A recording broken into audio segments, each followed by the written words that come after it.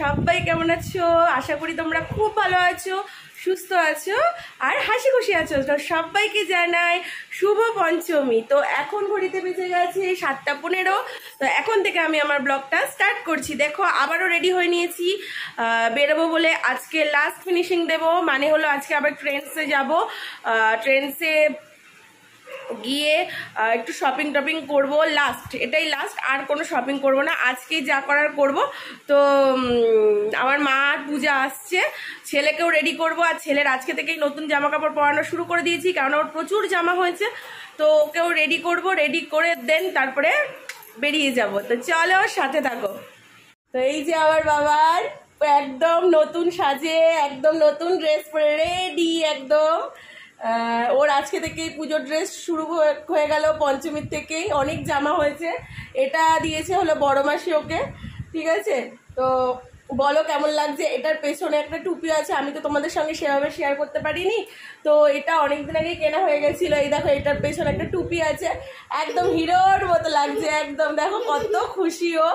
এখন বেরোবো আমরা, ঢ্যানকুড়েকুর ওইদিকে বাজনা বেজে গেছে, চতুর্দিকে মাইক চলছে, একটা পুজোর গন্ধ বেরিয়ে গেছে, অসাধারণ একটা ফিলিংস লাগছে, কি বলবো। আর সবাই যেখানে একসাথে আমরা রয়েছি সেখানে তো আরও বেশি মজা হবে।